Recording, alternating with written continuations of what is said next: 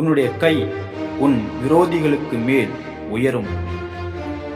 உங்களுடைய எதிரிகளுக்கு முன்பாக உங்கள் கைகளை கர்த்தர் உயர்த்துவார்.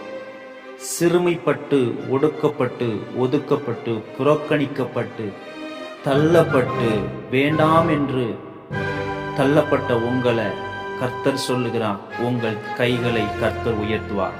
எந்த இடத்துல உங்கள் கைகள் தளர்ந்ததோ, எந்த இடத்துல உங்கள் முகங்கள் வெக்கப்பட்டு போனதோ, அதே இடத்துல வானத்தையும் பூமியும் படைத்த ஆண்டவருடைய வார்த்தை சொல்லுகிறது.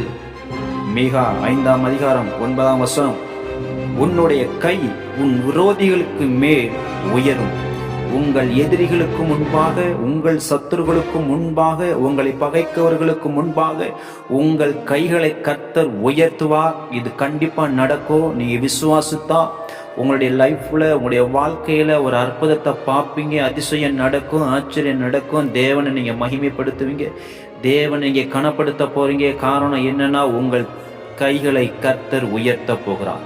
அது கண்டிப்பாக நடக்க போகிறது. நீங்கள் விசுவாசிங்க, நிச்சயம் அற்புதத்தை காண்பீர்கள். ஆமென். God bless you.